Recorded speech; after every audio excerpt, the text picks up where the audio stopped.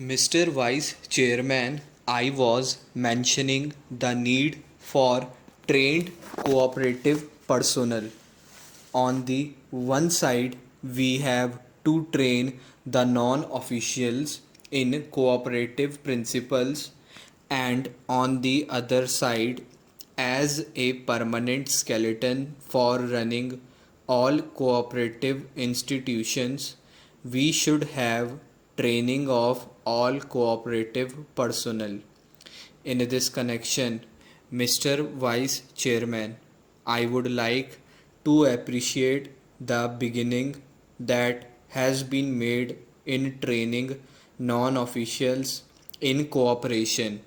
This has been attempted on a scale which has not been done hitherto, but more than any cooperative principles, the human element, the element of character, the element by which people will stand up to certain cooperative principles rather than their own selfish purposes is what is wanting in many of our cooperative societies.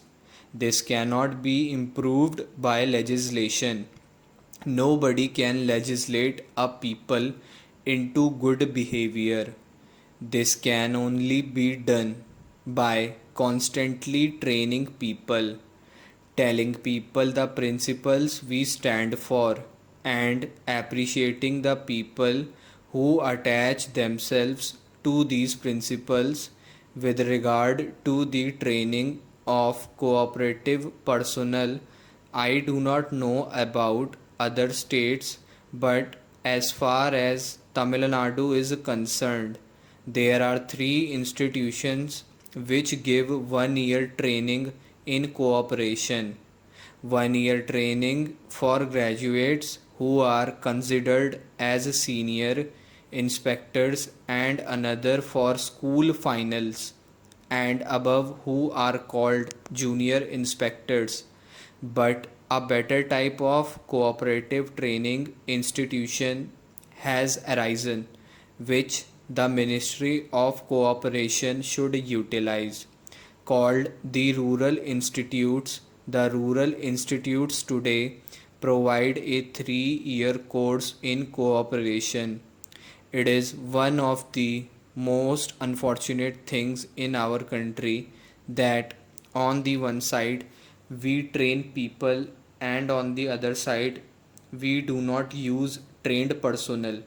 We know the number of people we send to foreign countries for training in various types of engineering fields, and when they return, we use them just in the wrong places, and many of them feel frustrated because they are not utilized in the fields for which they were trained.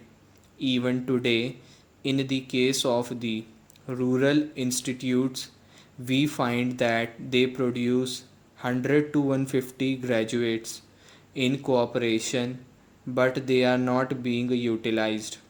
Every one of them can be employed with benefit to the cooperative movement.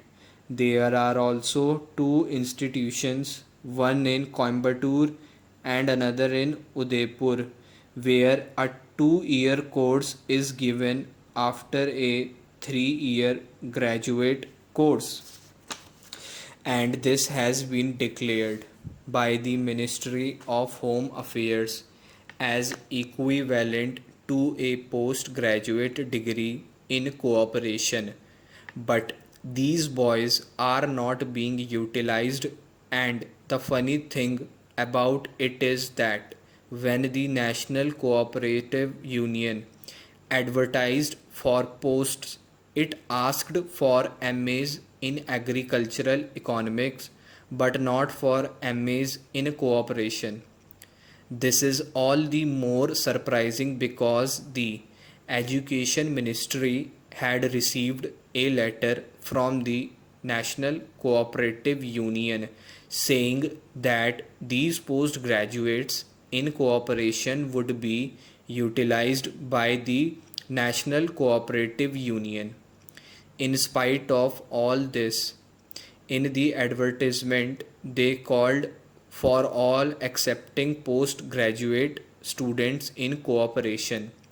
This only shows the lack of coordination between the Ministry of Cooperation and the Ministry of Education.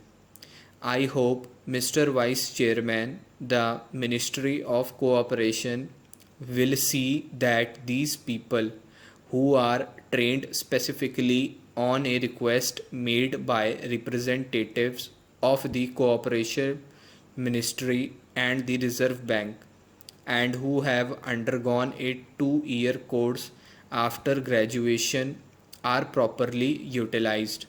Hereafter, at least, I hope that people will choose those who have studied cooperation and have undergone a course of training that has been provided by the state at huge expenditure.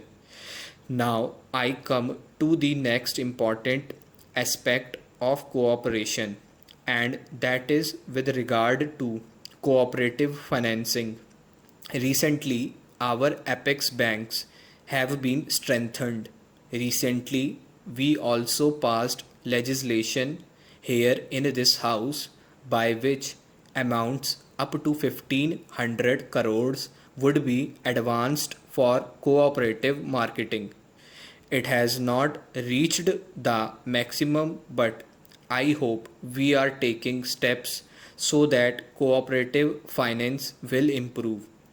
Today, if we take statistics, we will find that financing by the cooperative sector has increased many times. I must accept that if I remember aright, as far as Tamil Nadu is concerned, it has become 5, 6, 7, and even 10 times in certain areas.